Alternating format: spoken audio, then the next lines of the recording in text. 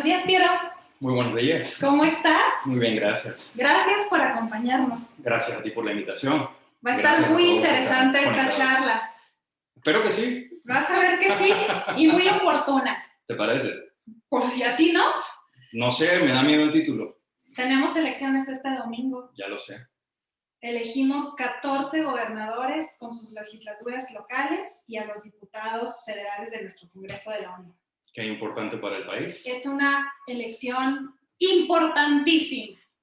Y pues bueno, yo quise que esta charla tuviera lugar justamente hoy, pues porque vale la pena aprender de errores del pasado para no cometerlos en el presente. El que no sabe la historia está condenado a repetirla. Así es. Así es. Estoy muy contenta de que nos acompañes. Se está conectando la gente. Fíjate que tuvimos a mucha gente inscrita, cosa que me hace muy feliz. Entonces, vamos a dejar un par de minutitos nada más para que aquí se terminen de conectar. Gracias a todos los que ya están aquí. Quisiera saber si nos oyen bien, fuerte y claro. Están a tiempo de irse por un café para acompañarnos a Piero y a mí, porque se va a poner bueno. Vamos a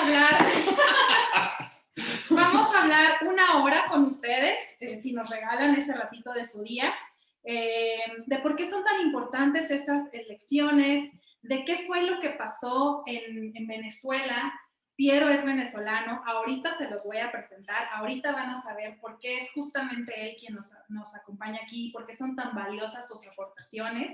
Y es un webinar que, si bien no es partidista, sí es político, porque pues es importante en este momento que estamos viviendo. Bueno, es político para ti, más no para mí. No para ti, tú sí, no votas, ya lo sabemos. No, voy a reiterar desde ahorita para los que están conectados y para los que en un rato se conecten, lo repetiré nuevamente. El artículo 33 de nuestra Constitución mexicana me prohíbe como extranjero hablar de política. Aun cuando la Constitución prevé la igualdad, pues al parecer bajo el artículo 33 algunos son más iguales que otros y yo estoy en la minoría, es decir, en los desiguales. Por lo tanto, no puedo estar hablando de política, solamente hablaré de mis vivencias personales, ni siquiera con hechos o datos históricos, ¿bien? Sino solamente una amena plática de mis vivencias, ¿vale? Fuerte y claro, señor abogado. Muchas gracias. Que así sea. Pero yo sí soy abogada, yo sí soy política también, y yo sí soy mexicana, entonces yo voy a hablar de política todo lo que yo quiera. Sin problema, no te creas. Claro, por supuesto. Anabel, Angélica, Aurora, Elizabeth, Fabián, Guadalupe, Javier, Janet, José Manuel Vargas, Juan Carlos Bernardo, gracias por acompañarnos, ya están llegando todos. María Félix, hola, qué gusto. Mónica, Osvaldo, Pablo Javier, Paola Reyes, Paulina García, Saraí, Víctor Amaya, gracias por acompañarnos. Les voy a platicar un poco. Hace un par de días, uno de nuestros clientes del despacho, ustedes saben que en AS Consultores somos una firma de abogados especializados en materia fiscal y en comercio exterior, pero que bueno, hemos crecido nuestra área de práctica ya también a civil, mercantil, laboral, penal. Uno de nuestros clientes, a quien queremos, admiramos y respetamos muchísimo, me llamó por teléfono y me dijo: oye, Bárbara, ¿por qué una firma de abogados como ustedes, con una gama de clientes tan diversa y tan diversa en quehacer y en ideología, se avienta con un webinar con este título, ¿no? ¿Dejaremos que Morena nos convierta en la próxima Venezuela? Y yo quiero compartir la respuesta con ustedes. La respuesta es porque es cierto que somos una firma de abogados y como tal conocemos, respetamos y amamos la Constitución y creemos que es nuestro deber desde nuestra trinchera poner nuestro granito de arena para que la Constitución y las leyes que han costado tantos años de lucha y de sangre a nuestro país, pues se respeten como mínimo. Como abogados también creemos en la necesidad de las instituciones. No dejamos de ver y nunca dejaremos de denunciar la corrupción, la ignorancia, la burocracia que a veces reina en ellas. Pero si están ahí es por algo y es importante saber que instituciones y leyes importan. A quienes nosotros elegiremos este domingo es a las personas que hacen las leyes y que manejan las instituciones. Vamos a elegir, como ya lo dije, a 14 gobernaturas, a las legislaturas locales y a los diputados del Congreso de la Unión. Entonces, como muchos de ustedes saben, para cambiar a la Constitución se requiere de las 2/3 partes del Congreso de la Unión y de la mayoría de las legislaturas de los estados. Si todos estos diputados y si todos estos legisladores locales son mayoría de un partido, pues la Constitución se puede cambiar en automático, ¿no? Correcto. Por decirlo en términos así rápidos. Entonces, ¿por qué es importante proteger a toda costa a nuestra Constitución? ¿Por qué es importante tener un gobierno plural? ¿Por qué es importante tener equidad en cámaras? Pues de eso vamos a hablar ahorita. Entonces, sin más, ¿te parece bien si empezamos? Todo oídos. Les voy a presentar a Piero. Piero es un abogado, es licenciado en Derecho, nacido en Venezuela, que tiene 25 años de experiencia litigando. Durante 15 años fue titular de su propio despacho ahí en Venezuela y nada más para que vean el nivelazo, fue incluso postulado a magistrado del Tribunal Supremo de su país. Eso es como los ministros de la Suprema Corte de la Justicia de nuestra nación. Ahora vive en México y pues mi primera pregunta obligada es, entre tantos países, Piero, ¿por qué escogiste a México? Bueno, antes de tu pregunta yo quisiera decirte cómo fue el tema de la postulación. Por favor. La postulación realmente fue un acto de irreverencia de mi parte cuando hace una convocatoria la Asamblea Nacional Constituyente, me fui muy atrás, la Asamblea Nacional de mi país, para nombrar un Tribunal Supremo para cubrir unas vacantes que había en el tribunal, a nuestro máximo tribunal del país, con el objeto de que fueran incorporadas personas que no fuesen nombradas por el gobierno. Sin embargo, es más, me acuerdo y todavía me da miedo. Sí, porque de verdad daba miedo hacerlo. Pensé que no muchos se iban a atrever a estar allí postulados. Y lo hice por mi familia, por mis amigos, por mis clientes. Decir, oye, o sea, es que si no hay nadie postulado, pues va a quedar desierta esa convocatoria. Y por ende le vamos a dejar el Tribunal Supremo a los mismos que siguen allí. Y dije, pues me aviento.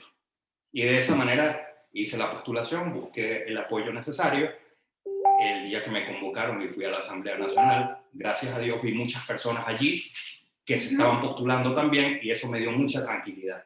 Por lo cual dije, pues ya esto no es lo que yo quiero hacer, simplemente era una medida desesperada para saber si otras personas iban a atreverse o no, porque sabíamos que lo que venía de ahí en adelante era cárcel para aquellos que quedasen. Y en efecto, así sucedió, tuvieron todos que salir huyendo del país. ¿Tú estás refugiado aquí? Yo estoy refugiado aquí, en México. ¿Por esa circunstancia? Por esa y por muchas otras, pero sobre todo me vine, digamos, no huyendo porque nadie me estaba persiguiendo en ese preciso momento, buscando libertad, buscando que mis hijos tuvieran un suelo seguro, tuvieran acceso a la educación, tuvieran acceso a la salud, a los medicamentos, que todo lo controlaba el gobierno y los militares de mi país, y por ende no había acceso a ello. Entonces me tocó pensar por muchos años en irme. Y luego de tomar la decisión, vamos al punto, ¿por qué México?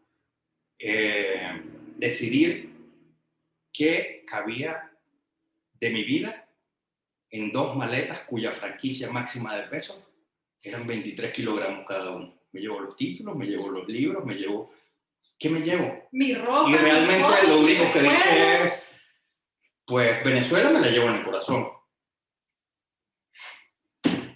¿Hace cuánto estás aquí? 4 años. Se conmueve y cómo no. Nadie deja su país por gusto. Y bueno, absolutamente nadie. Volvamos porque México. México es un gran país, considero que México es una potencia a nivel mundial, de hecho es parte del G20. es el segundo país que tiene más tratados de libre comercio. Y eso hace que un abogado de otro país pueda tener cabida, de cierta manera. Es lo que pensé. Luego, estando aquí, me di cuenta que sí puede hacerlo. Y pues, hoy en día estoy sentado acá también acompañándote, ¿no? Y litigando en Así México, es, así correctamente. es. Lo cual me da mucho gusto porque sabes que es difícil salir de tu país y tener que ponerse a hacer otras cosas que no tienen nada que ver con tu carrera. Es muy duro. Tenemos venezolanos en todo el mundo que están barriendo plazas y calles, lo cual es una labor, digamos, honrada. Sirven a las patrias que le abrieron sus puertas, pero oye, ¿sabes cuánto invirtió mi país en que esos talentos tuvieran una educación formal que en mi país, además, dicho sea de paso, era gratuita hasta muchas universidades? Y las mejores universidades de mi país eran las gratuitas. Hoy en día se están cayendo las infraestructuras. Parece las películas estas como ves La Habana Vieja en Cuba. De la misma manera se están cayendo los techos y todo. Están buscando la manera de entregárselas al gobierno aun cuando son autónomas, porque no tienen cómo mantenerlas. O sea, eh, se derrumbó el país, sí, pero no sus ciudadanos, no su fe. Insisto con la importancia de las instituciones, con la autonomía de las mismas, con la división de poderes y cómo si no, con un gobierno plural. No quiero cerrar tu pregunta, quiero responderte adecuadamente. Valoré muchos países porque tenía la posibilidad de irme a cualquiera, prácticamente. Sin embargo, México era mi mismo idioma, la posibilidad de ejercer como abogado. Algo muy importante para los venezolanos es que no hay xenofobia. Más bien somos bien recibidos. El mexicano nos da la mano, ¿sí? Y considero que México es como la China de Latinoamérica, es un país productivo, tiene un vecino que es potencia mundial, y eso hacía que todos esos ingredientes, que no decidiera otro país, que me viniera a México, simplemente fue un cuadro. ¿Qué país? Y empecé a palomear, y me dio México. Bienvenido. Vámonos, aquí estoy, gracias. Oye, Piero, ¿Chávez fue causa o fue consecuencia? Chávez fue consecuencia, no fue causa. La causa fueron los gobiernos anteriores. Sí, los gobiernos anteriores también fueron paternalistas, también le daban mucho a la gente. Y bueno, te digo, teníamos salud gratuita, teníamos las universidades gratuitas, excelente vialidad. Era un país inclusive que acogía a muchos inmigrantes.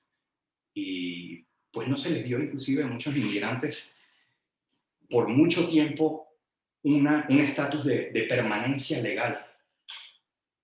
Y hablo más o menos como de 15 años o más. Esa ventaja la aprovechó Chávez cuando entra al gobierno y le dio la nacionalidad a más de 4 millones de personas. Ese agradecimiento se tradujo en votos. Y esa era nuestra clase trabajadora de abajo, venía de otros países. Eran de Colombia, eran de Perú, eran de Bolivia, eran de muchas partes. O sea, nosotros tenemos un crisol de razas en Venezuela y de nacionalidades también. Eso lo hacía muy bonito. No había ningún problema con que al negro se le dijera negro, al gordito se le dijera gordito, y nadie se ofendía. El venezolano es muy de bromas, muy de chiste. No tanto de albures, no, sí también un poco. pero sí. Era muy bonito. Pero es consecuencia de la falta de educación de sus ciudadanos, sobre todo. De las promesas electorales incumplidas. Y sobre todo, el bastión principal, la corrupción. Entonces, Chávez agarra el país y dice, o sea, tenemos que terminar con la corrupción. Y yo soy el encargado de esto. ¿Qué tanto influyó el nivel de educación de Venezuela en esa elección de Chávez? Pues los ciudadanos le dejaban la política a los políticos y a los partidos y generalmente no participaban mucho en las elecciones. Y eso hizo que pues, hubiese un camino recto para que él pudiera hacerse de esa simpatía que tenía y sobre todo con la clase la clase baja del país, menos privilegiada. Los enamoró y los llevó a votar y eso hizo que llegara a ser presidente. Ya los partidos no tenían la fuerza. Entonces, lo que él hizo con los partidos fue restar a aquellos militantes de base que estaban inconformes con su propio partido, incluirlos en su partido y buscar a aquellos votantes que nunca votaban, que era la clase baja, y les dijo, oye, vengan a votar, yo soy el Mesías. Y ustedes no van a votar por mí, van a votar por ustedes, porque ustedes son el pueblo. Yo soy la representación de ustedes y vengo a servirles. Entonces, en consecuencia, el pueblo va a estar a cargo del país, no yo. Soy un simple Mesías. Pero ustedes son los que van a gobernar. Cualquier parecido con la realidad no ha de ser mera coincidencia. En eso sí no me meto yo. Esa es tu opinión muy personal, artículo 33 de la Constitución. ¿Va? Abogado al fin. Pero yo quiero hablar de más parecidos con la realidad. Cuéntame, ¿sí es cierto que algo de lo primero que dijo Chávez al llegar al gobierno es que iba a vender el avión presidencial? Por supuesto. Dijo que lo iba a vender porque él tenía que andar como el pueblo. Si le tocaba volar, iba a ser una línea comercial. Okay. Sin embargo, bueno, ya luego se entretejieron historias por las cuales él dijo, no puedo volar en líneas comerciales porque está muy polarizado y mi gente dice que tengo que cuidar mi seguridad. ¿Y lo vendió, lo rentó, lo rifó? Mira, todas las anteriores. Realmente dijo que iba a vender toda la flota aérea de gobierno y sobre todo de PDVSA, que era nuestra estatal petrolera. Y en un viaje que hizo en el avión, dijo que había tenido fallas, pero casualmente es porque se montó, si mal no recuerdo, y que no me condenen los venezolanos, en el avión del Emir de Qatar, que era uno de los aviones más lujosos del mundo en aquel momento, y pues se enamoró de ese avión y ya se le quitó la fea idea de ese avión viejo, lujoso, y compró uno nuevo. ¿Y no se fue a vivir un con oro, con madera de la más alta, o sea, como se lo merecía un presidente con la estatal petrolera número 2 en el mundo, por supuesto. Oye, aquí nosotros tenemos nuestra 4T, nuestra cuarta transformación. ¿En Venezuela cómo se llamaba eso? No existió. ¿Tú crees? Se llamó la Quinta República. La Quinta República era el marcar un hito histórico, porque venía a ser historia. Y vaya que lo hizo, ¿eh? Vaya que lo hizo. Pero su hito histórico era decir, Quinta República, que hasta de allí para atrás era la Cuarta República, era tomar en consideración todos aquellos presidentes después de la dictadura que fueron demócratas. Y aun cuando él iba a ser demócrata, quería diferenciarse de los otros que fueron, digamos, presidentes constitucionales democráticos. Pero él lo fijó como un hito para una transformación total del país, de sus instituciones y de su vida social. ¿Transformación entendida como desaparición? ¿Como manipulación? Pues saquen ustedes las conclusiones de las noticias que ven. Fernando del Rincón habla mucho seguido de todo eso. Yo creo que ya se cansó de tanto, no pudo con tanto. Es cierto que en Venezuela, así como nosotros tenemos nuestras mañaneras, ustedes tenían un programa de televisión, tenían o tienen, no lo sé, similar. Sí. ¿Se llama también Las Mañaneras? No, se llamaba Aló Presidente. Y sale ahí el presidente a foco todos los días a contar. No, era nada más los domingos. Era nada más los domingos. Okay. Comenzaba en la mañana y a veces podía terminar en la noche. Y sí, y todo el mundo tenía... Era eterno, y era un monólogo del presidente a foco. Claro, pero también había entrevistas y hablaba con el público, abrazaba a un niño, le daba cariño a una viejita, resolvía los problemas del país ese domingo, daba órdenes, regañaba a los ministros. Ministros son lo que equivale aquí a los secretarios de Estado. De Estado. ¿Okay? Entonces, los regañaba y daba órdenes. Y luego, al día siguiente, en todas las instituciones de gobierno, había un interrogatorio para saber si los trabajadores habían visto el programa. Sí, correcto. Porque si no lo habías visto es que no tienes interés en el país. Y si no tenías interés en el país no debes estar en este trabajo. Y por ende podías ser despedido. Porque no estabas con el proyecto, así lo llamaban. El si no proyecto, estabas porque con era el el proyecto de elegir la Quinta República. Y si no estabas con el proyecto, estabas en contra. Exactamente. Y posiblemente eras uno de No, ultraderecha, un traidor. No, eras traidor a la patria. corrupto, Sí, traidor. Correcto.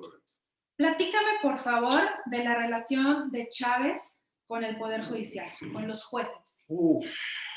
Bueno, como en toda transformación, se necesita que las instituciones estén de la mano del gobernante cuando se tienen visos autocráticos, ¿bien? Porque un demócrata respeta las instituciones. Entonces, a lo que Chávez llega al poder, dice, tenemos que tomar, digamos, las instituciones para adecentarlas porque hay mucha corrupción. Y pone el foco en el Poder Judicial. Al Poder Judicial lo depura de dos formas. Uno, sacando por jubilaciones especiales a los jueces que de carrera estaban allí, y empezó con 25 años, con 20, luego con 15, y creo que ya luego unas especiales hasta con 10. Es decir, no, era darle las gracias de una vez. Y por ende, pues, quedaba una vacante que iba a ser llenada por alguien. ¿Quién era ese alguien? A la Quinta República. No solamente afín, del partido. Necesariamente del partido. Y habían organizaciones internas dentro del partido que era exclusivamente de abogados.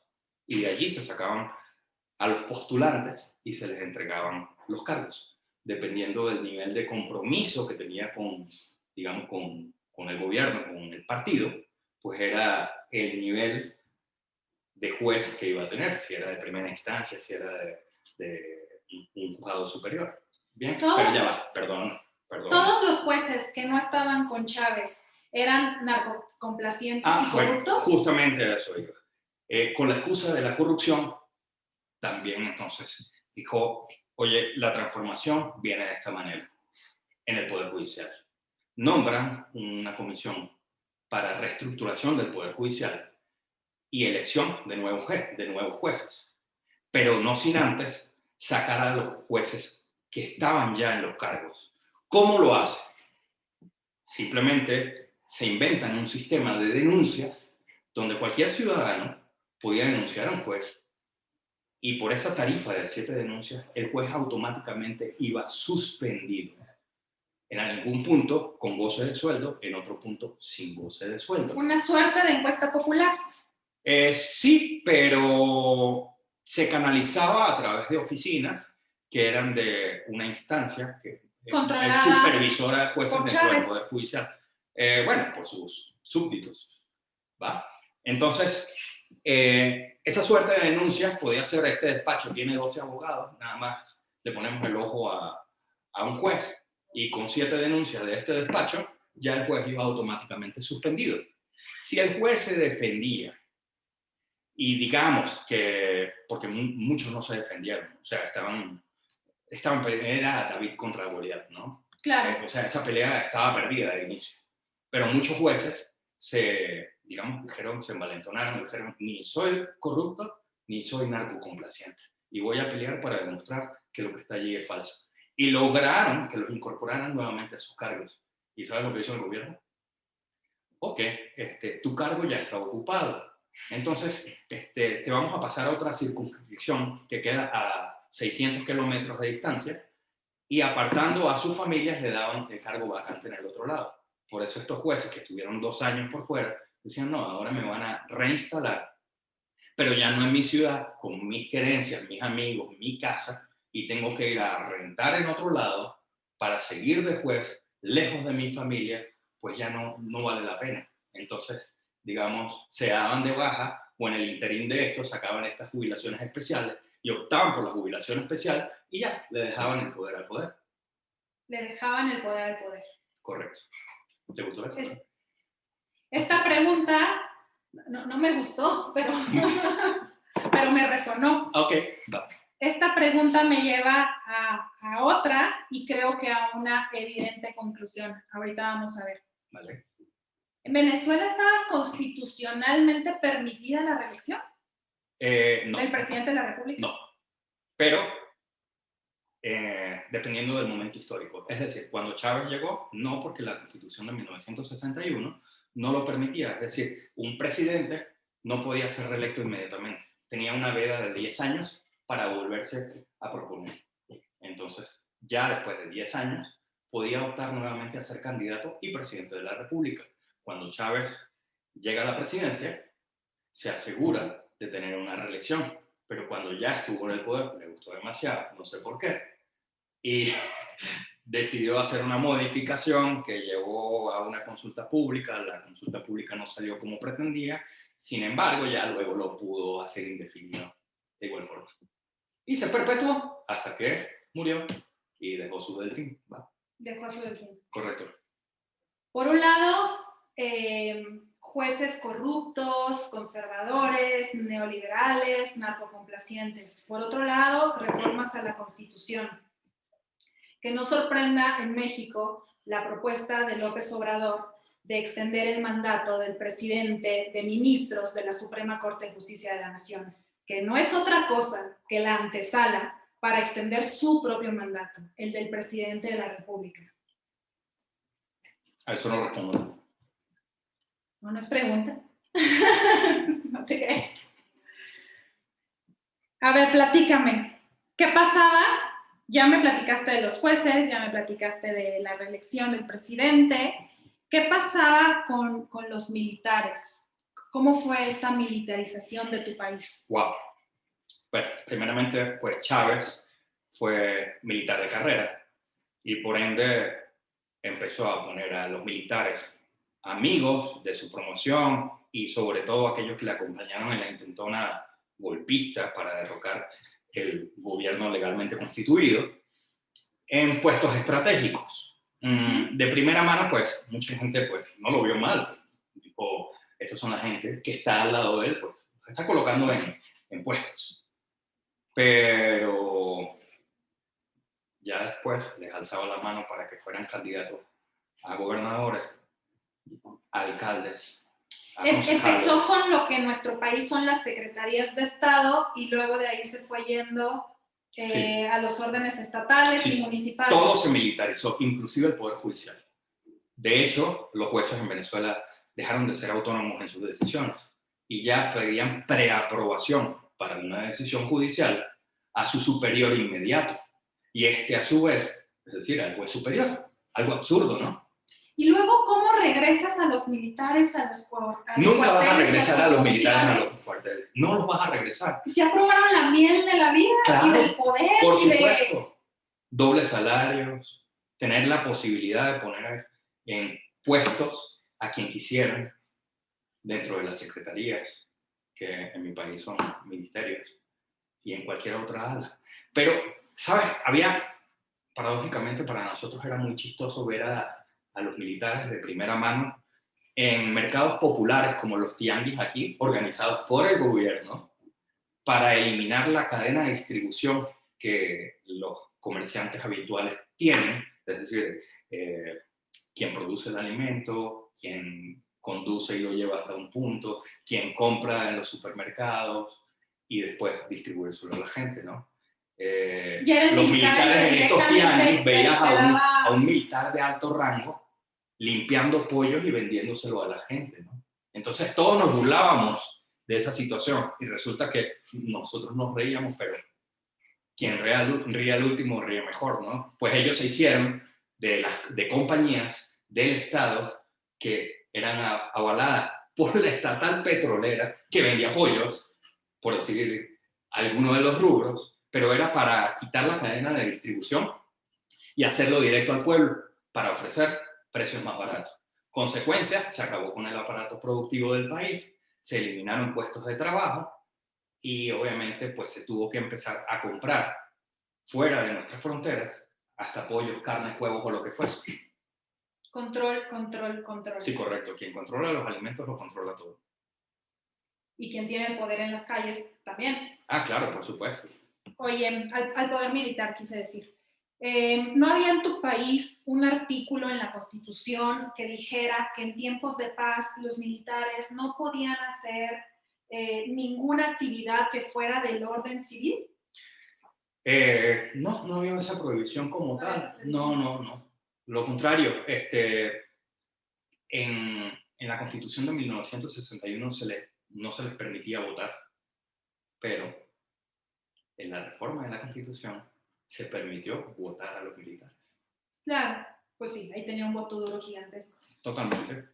Aquí en México sí tenemos ese artículo, no sé si lo conozcas. Sorprende ver a tantos militares, ya no nada más repartiendo libros, poniendo vacunas y sembrando árboles, ya también en las aduanas y ya cada vez más en tantas y tantas esferas de la vida pública mexicana, aún a pesar de que estamos en tiempos de paz. Bueno, las aduanas venezolanas fueron controladas por la Guardia Nacional desde hace mucho tiempo. Por Y cuando supuesto, llegó es la... Chávez, una de sus promesas fue eliminar la Guardia Nacional, porque decían que eran corruptas. Y realmente no las eliminó, las fortaleció. Y se enquistaron totalmente en las aduanas y en todas las operaciones de comercio internacional.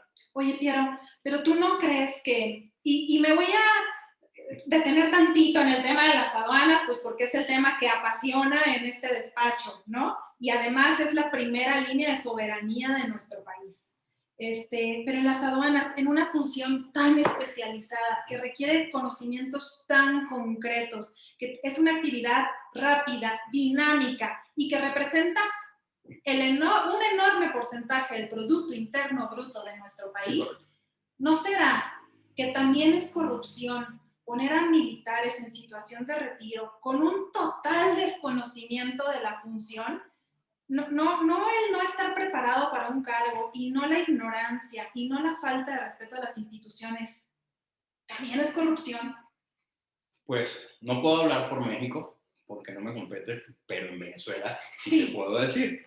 Lo que sucedió en Venezuela, te decía, la Guardia Nacional tomó las aduanas y no solamente, o sea, La el Guardia control Nacional, de guardia y custodia, la Guardia Nacional. así se llama, la Guardia Nacional, Sí, claro. como aquí. Sí, aquí vinieron cuando se instaló la Guardia Nacional. Vamos ¿No a viste terminar. nunca viste los guardias nacionales venezolanos que llegaron acá a suelo mexicano Nada más. cuando se instauró la Guardia Nacional acá? Vinieron de visita. Vamos a terminar hasta pagando derechos de autor a los venezolanos, nos pirateamos todos sus nombres. Oye. No vino.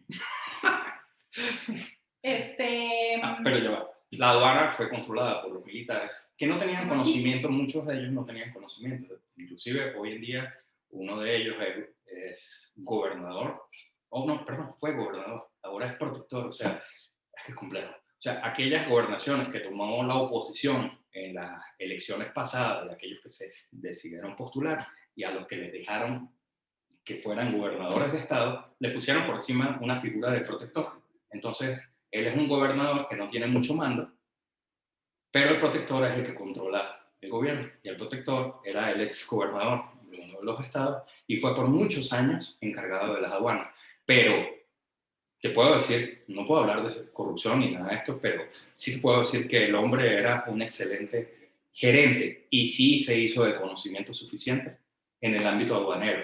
Sin embargo, pues desnaturalizaron toda la operación aduanera y Venezuela se volvió un país totalmente importador de mercancías. Eran muy dinámicas nuestras aduanas, pero solamente para el hecho de importación. Y como tú sabes, el equilibrio de un país, el PIB, es entre las exportaciones y las importaciones. Nos volvimos totalmente dependientes de las importaciones y, por supuesto, la balanza se desequilibró y, pues, el Estado se quedó sin dinero en algún punto, ¿no?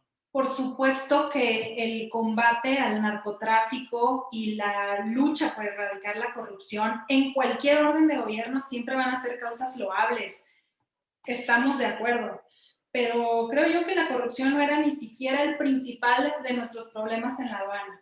La aduana es una de las venas por las que fluye la economía de nuestro país. Correcto. Teníamos más bien y seguimos teniendo, y cada vez peor lo tenemos, un problema de falta de preparación, de falta de especialización, de burocracia, es el que teníamos en las aduanas. Y ahora peor, pero bueno, con altos mandos afines al régimen. Bueno, imagínate cómo me pasó a mí como abogado en el Poder Judicial. Ya cuando tenía que presentar una demanda, tenía que ser totalmente didáctico, educativo, porque los jueces que colocaron no tenían conocimiento. Te cuento algo que no está dentro de nada de esto. Crearon universidades donde salieron jueces médicos y otros profesionales, pero sobre todo abogados. Abogados con una formación de orden netamente socialista. Creo que ni derecho procesal veían.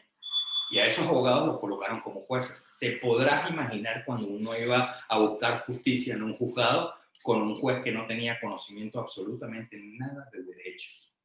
Y le habían dado un título, pero le dieron un título y le dieron el cargo. Oye, Piero, aquí en México es común oír, en México no va a pasar nada porque tenemos cientos de miles de frontera con los Estados Unidos y los gringos no van a permitir que pase nada. ¿Cómo era esto en Venezuela? Yo no sé si reírme o llorar. ¿Por?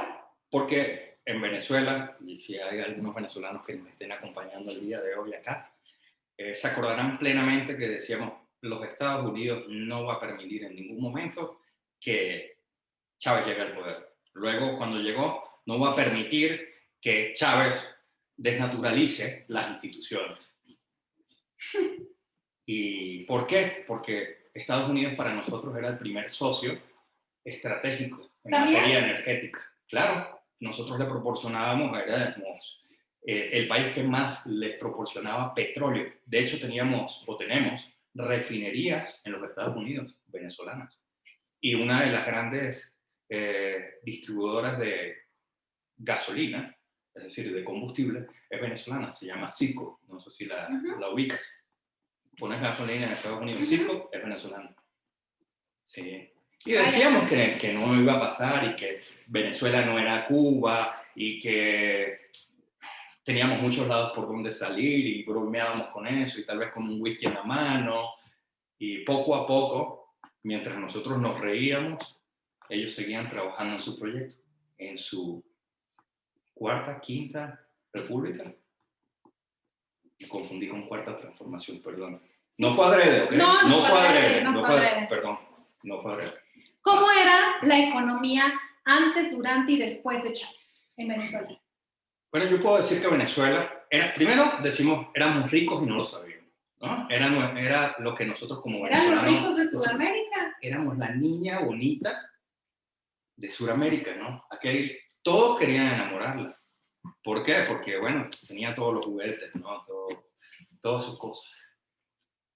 Pero realmente fue una situación muy compleja. La economía, nos quejábamos y teníamos de todo. De todo. Y el detonante de aquello que se llamó el Caracazo fue la subida de unos 50 centavos de bolívar al costo de la gasolina, pero que iba a ser digamos, en etapas, 50 centavos, para recuperar la economía a través de los hidrocarburos en suelo propio, de todo ese estado paternalista que se había creado. Y eso, que era algo ínfimo, detonó un estallido social que hizo que Chávez cobrase vigencia en el futuro, próximo a esa situación que ocurrió. Un solo centavo. ¿Por qué? Porque el venezolano quería todo regalado. Vaya. Todo regalado. En una época en Venezuela, los ciudadanos no pagábamos IVA. No teníamos el impuesto del IVA. ¿Por qué? Porque el Estado, a través del petróleo, tenía suficiente. ¿Para qué le vamos a cobrar a los venezolanos? Pero como se sabía que había tanto dinero, los venezolanos lo que querían era que le llegara un cheque a su casa y no trabajar prácticamente. Muchos, quiero decir, ¿no? O sea, habían emprendedores, trabajadores, o sea, no éramos ricos ni nada por el estilo, muchos nos tocaba trabajar fuertemente y a nuestros padres para haber obtenido lo que erigieron y que pasado el tiempo indirectamente nos los quitaron todo. Vaya. Socialismo. Como aquí, ¿no? O sea, si me dan un cheque de 3,000 pesos o la cantidad que sea por no estudiar y no trabajar y somos 3 en la familia y con eso juntamos 9,000 pesos, pues como para qué uno de los 3 nos vamos a ir a trabajar. Papi, a Venezuela era la niña bonita del barrio y llegaban cualquiera a tratar de seducirla. Y entre eso hubo intentos de Fidel Castro en épocas de democracia para tratar de hacerse de Venezuela, pero justamente no lo logró. Inclusive trataron de entrar con armas a Venezuela y obviamente fueron repelidos y no lograron. Sin embargo, pues pasados los años, creo que Fidel vio que podía seducir no a la niña bonita, sino a ese presidente Hugo Chávez de corte militar, de alguna manera con una idea socialista muy arraigada. Ya después de que salió de la cárcel, lo invitó a Cuba. Me imagino que lo llevó a Tropicana, lo llevó a mostrar las bondades de Cuba y lo enamoró de un proyecto. Y a cambio de, digamos, el expertise de cómo mantenerse y perpetuarse en el poder a través del control social, él le proporcionaría, digo Chávez, le proporcionaría dinero a Cuba, como en efecto pasó. Entonces Venezuela le enviaba muchísimo dinero a Cuba a cambio de cualquier cosa. Es decir, proyectos en el área científica, en las áreas de salud, nos enviaron muchísimos médicos cubanos, que la gente en un principio se sintió muy agradecida, porque los llevaban a esas poblaciones que habían sido desatendidas por muchos años y colocaron pequeños centros de asistencia social y los cubanos le daban la asistencia, digamos, junto a su casa, en el mismo barrio, gratuita. Y la gente empezó a estar muy feliz con todo el proyecto de Chávez, porque sí se veía inversión, se veía que las cosas iban al pueblo, pero ¿a qué costo? Pues a futuro se vería. Hoy en día no hay nada. ¿Qué hicieron los empresarios, los pequeños y medianos empresarios durante todos estos años de socialismo? ¿Cómo reaccionaron? ¿Qué cartas tomaron en el asunto? Pues mira, yo creo que como la evolución de las especies, el venezolano pues empezó a ver primero brechas y oportunidades. Algunos se plegaron a estos proyectos socialistas y apoyaron, y otros decidieron pues ir cambiando rubros. Si ya veían que el gobierno tenía control del suministro de X rubro que estaba vendiendo, pues buscaban otro rubro. Y así pues iban buscando y obviamente gastando sus capitales, perdiendo su capital de reinversión, hasta que se minimizaron. Muchos se fueron, muchos se quedaron. Los que se quedaron, pues, están los que son decentes y no estaban plegados al proyecto de país de gobierno. Están quebrados y pasando hambre, muchos de ellos. Y otros, pues, que están junto al gobierno, pues son millonarios o billonarios. Bien, pasaron de ser pequeños empresarios a grandes empresarios. Tanto es así que Venezuela llegó a ser el séptimo país con más aeronaves. Después de que se iba a vender el avión presidencial y terminar con todo esto de aeronaves del Estado, pues sí, ya las aeronaves no eran del Estado, sino eran personales de los jerarcas del gobierno y de los comerciantes o empresarios afines a ellos, quedando Venezuela en el puesto séptimo de más aeronaves comerciales en el mundo, con una población de supuestos 30 millones de personas. Oye, Piero, ¿Chávez se apoderó del Congreso? Sí, correcto. ¿Y qué hizo la oposición? La oposición, cuando se vio que el árbitro había sido nombrado por el chavismo y ya no se tenía fe en ese árbitro, que era el Consejo Nacional Electoral, lo que equivale aquí al INE, la oposición dijo: no vamos a elecciones, no vamos a participar porque el árbitro está parcializado. Y le dejó el camino libre para que no hubiese un contrapeso en lo que equivale aquí al Congreso, que allá es la Asamblea Nacional. Y pues hicieron todas las leyes a modo que quisieran y tomaron todas las decisiones del país sin contrapeso alguno. Y es que esa era mi siguiente pregunta, pero creo que ya quedó respondida. Te iba a preguntar si hubo algún momento clave, así como ahorita es el domingo para nosotros, en donde tuvieran alguna elección intermedia, en donde pudieran pues hacer un poquito de equilibrio de poderes y de contrarrestarle un poco de control al presidente de la República sobre la Cámara. La respuesta es no. Bien, habían demasiadas elecciones. Hubo demasiadas elecciones. Cada elección para nosotros en la oposición era esperanza. Cuando hablo de oposición, no hablo de oposición partidista, sino, por ejemplo, yo siempre fui apartidista, pero me considera oposición, porque ellos mismos fijaron esa brecha. Porque no es lo mismo, o estás conmigo o estás en contra. Porque no es lo mismo ser apartidista que no ser político. No, puede es que ser todos somos profundamente político. Es que todos los seres humanos somos deber, políticos, es parte y es de la nuestra sociedad. responsabilidad. Por supuesto. Aún siendo partidista.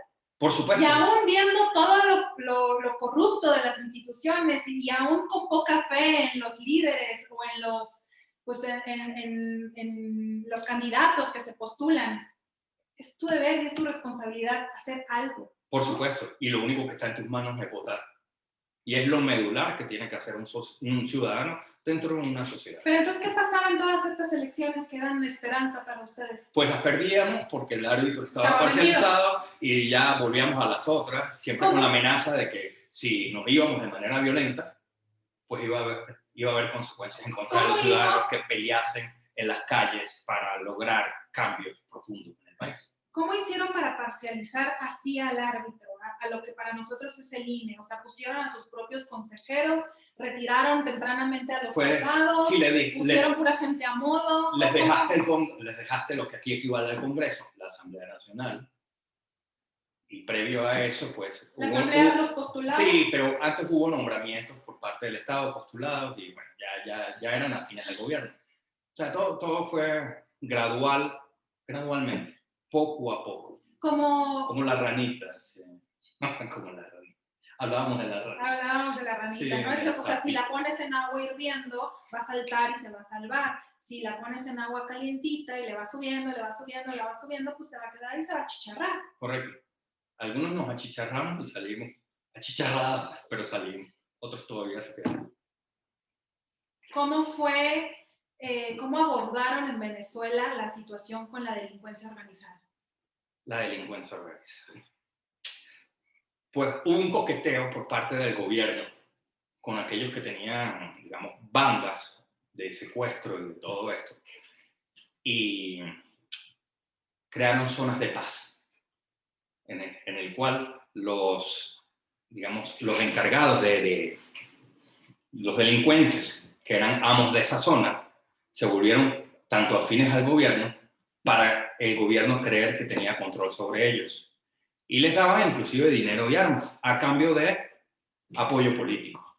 Es decir, cada vez que había una elección, también había intimidación por parte de estas bandas organizadas que no eran propiamente funcionarios de gobierno, pero recibían dinero y armas. Entonces se crearon lo que se llamaban los círculos bolivarianos y otras, digamos, corporaciones, voy a llamarlo de esta manera, no mercantiles, sino corporaciones que se asemejan a los cárteles que controlaban, digamos, las zonas urbanas y extraurbanas en otro sentido. ¿Para qué? Para tener, al fin y al cabo, control social, amedrentar a todo aquel que alzase la voz en contra del gobierno. Pero eso hizo que se fortaleciesen a través de los años. Y hoy en día se libran batallas urbanas en Caracas en contra de estas bandas, porque ya el gobierno no tiene control sobre ellos. Como no les da tanto dinero, como no están tan afectos a lo que están haciendo, ellos pues siguen en su, digamos, afán de arremeter en contra de los ciudadanos para despojarlo de lo poco que puedan tener, es decir, su dinero, sus propiedades, su vivienda, hasta sus hijas, para hacerse de ellos. Pero el gobierno, mira, o sea, todos los días hay balaceras en Caracas de gente de gobierno en contra de estas bandas porque ya no las pueden controlar. Vaya. Y nacieron bajo el nombre de zonas de paz. Sí, los abrazaban. ¿Los abrazaban? Sí, se abrazaban. Sí, abrazos y no balazos. Ah, no sé. De eso sí no sé. No sé, se me hizo. Pero también pasó con, ¿sabes? La guerrilla colombiana. Empezaron a hacer alianzas con Venezuela. Sí. ¿Cuál es la importancia, Piero, de la división de poderes en un país? Wow. ¿Cuál es la importancia de la extinta división de poderes en Venezuela? El sostenimiento de la democracia, la felicidad de los ciudadanos, el respeto a las instituciones. Nuestra constitución, que hizo Chávez, vamos a decirlo de alguna manera para poner una etiqueta o sea, en tiempos de Chávez, la última constitución, de verdad que los postulados están muy bien y lucen muy democráticos, pero es que tú puedes tener la mejor constitución del mundo y las mejores leyes del mundo, pero son los ciudadanos que integran las instituciones las que hacen que se cumplan la constitución y las demás leyes y que haya equidad. Porque realmente, ¿qué sucede con una ley? Una ley puede ser legal, pero injusta. Correcto. ¿Sí? Correcto. Todo lo que hizo Hitler fue legal. Fue legal. Pero fue un genocidio. Por supuesto, pero legal. Entonces allí radica que las instituciones estén constituidas por los mejores que se puedan lanzar al ruedo político, que puedan quedar en nombre y representación de los ciudadanos para que esas instituciones se mantengan y sean legalmente, digamos, afín a lo que quiere la sociedad y sus ciudadanos. Amén de la corrupción y la podredumbre que impere adentro de esas instituciones, ¿no? Eso que se juzgue, eso que se procese, eso que se denuncie, pero la institución per se debe de existir de la misma manera en la que tener tres poderes con iguales capacidades de ejercer sus funciones, pues es una garantiza la distribución del poder y garantiza que el ejecutivo, el legislativo, el judicial vayan moderando al otro sin propiciar que todo el poder esté concentrado en una sola persona de manera total, que es la misma persona que además controla el ejército. Pues es que imagínate que el burócrata que está en sus funciones, digamos, de Estado, sabe que el Poder Judicial es independiente, sabe que el Ministerio Público es independiente, pues tendrá mucho miedo cuando tome su pluma y quiera hacer algo indebido con ella. ¿Sí? Pensará en su familia, en sus hijos y en la cárcel. Entonces lo cohibirá de hacer actos contrarios a derecho. ¿Va? Va.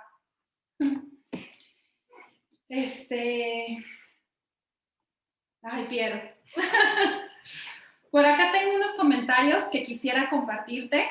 Nos dice adelante. Genis Navarro. Ah, excelente abogado, gran amigo. Buenos días. Saludos para todos y en especial a Piero. El populismo se extiende por el mundo y lamentablemente en México no se ha escapado de tal fenómeno político. Actualmente están en la etapa de la lucha de la institucionalidad contra el populismo gobernante. La elección que está por verificarse será vital para el futuro de tan extraordinaria nación. Hasta ahora percibo una estrategia errada de la oposición mexicana que ataca al populista y no a su proyecto. Finalmente, decirles que este tipo de líderes entienden que el ordenamiento jurídico vigente es un instrumento de dominación y, por tanto, hay que en inicio desconocerlo y luego derogarlo por completo. Otra característica de los regímenes populistas es otorgar progresivamente a los militares poder político y económico para convertirlos en posteriormente uno de los principales pilares que podrán sostener al régimen una vez irrumpa en contra del Estado de Derecho. Lo está diciendo él, yo no puedo hablar nada al respecto porque el artículo 33 de nuestra Constitución me lo prohíbe. Así que bien por Geni y su opinión y gracias, ustedes tómenla por bien recibida. Muchas gracias por participar. Por acá tengo una pregunta. ¿Qué hacer si llegamos al mismo nivel? Es decir, ¿qué nos aconsejas si AMLO llega a establecerse como Chávez y se vuelve inamovible? Bueno, los abogados son una pieza fundamental en todo esto para prevenir, porque a veces los buscamos de manera correctiva y sabemos que hay formas preventivas. Por supuesto. Yo creo que independientemente de todo, así como un empresario en su país diversifica la inversión, pues simplemente es poner las inversiones diversificadas de otra manera, que en este momento no lo voy a decir, por situaciones que pudieran tener connotación de carácter político. Pero sí ver abogados que sean globalizados, que tengan una visión de negocio distinta a la habitual, aquel que litiga y que va solamente a tribunales para corregir una situación de una causa específica, ir de manera preventiva a abogados que entiendan muy bien del tema empresarial para ver cómo diversifica y pueda blindar las operaciones. tanto las que esté realizando en el momento como las futuras. Ya tienen que preverse muchas cosas para poder, digamos, tener la tranquilidad de que su patrimonio y el de su familia va a estar siempre en buen puerto, en puerto seguro. Extraordinario consejo. Y si me permites, yo quisiera nada más agregar, pues no repetir las experiencias y las fórmulas del pasado en países vecinos, amigos, que ya vimos que no funcionan. Pues bueno, yo voy a hablar de Perú. También el domingo tiene unas elecciones presidenciales también con un corte muy complejo. Por un lado la ultraderecha y por el otro lado un loco como el nuestro. No puedo hablar de eso. No sé si está loco. Esa es la importancia de la equidad partidista. Nosotros no queremos hablar, ni jamás lo haríamos, ni decir por quién votar.